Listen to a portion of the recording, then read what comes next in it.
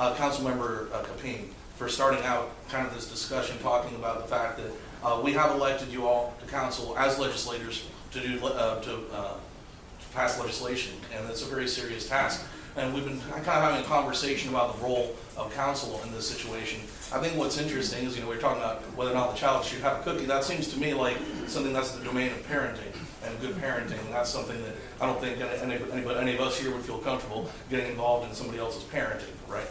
But on the other hand, it is the duty of the council to pass legislation. And as has happened in Miami and several other states across the state of Florida, this is an issue that city councils have been able to decriminalize. And so it is an issue that I definitely think that this council has the authority to take action on. And there's a few points I wanted to bring up with regards to the concerns that have been raised on the council and also by members of the folks who are in opposition to this situation here. So, for example, soda.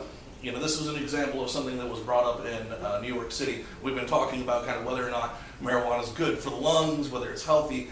Obviously we had a situation in New York City where they were talking about limiting the amount of soda that could be marketed. That didn't go over very well. It was wildly unpopular. The people didn't really like that. Also, we've been talking about whether this is smoked or eaten. I think that's kind of irrelevant because when we're talking about possession here, that's not necessarily what somebody does with the product once they have it in their possession. That's not really up to anyone to say, whether somebody's going to use water to boil it or drink it. That's not something we can determine once it's in their possession, right? Same thing with marijuana.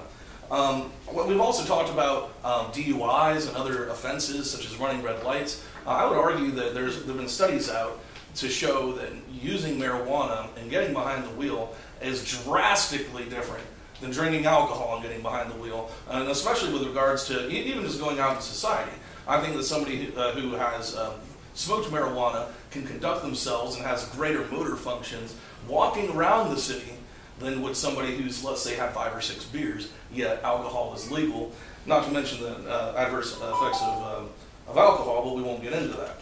As far as officers' discretion, that was another thing that was brought up by Councilmember Miranda and I think also by Councilmember Reddick. And I think that is very interesting to get into. However, as has already been brought up, officers use that discretion all the time. If you have your license suspended without your knowledge, for example, you're driving, officer can say, well, we're either going to take you to jail or we're going to issue you a citation and a warning. So they make these kinds of judgments all the time, and I don't think it's a matter of deep social psychology.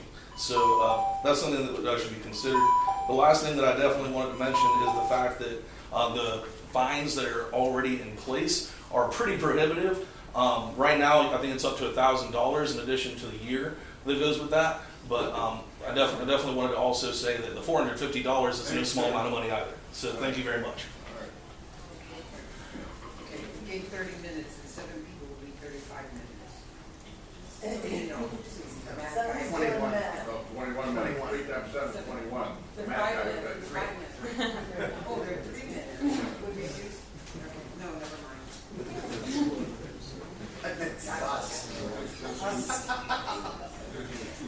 We've been ignoring that too. It's fine. So my name is Amanda Tacos. I'm going to be a Tampa native soon. I'm moving to the area within the next month, but I've been here my whole life. I've noticed that I'm probably one of the youngest people in the room, which I find very interesting.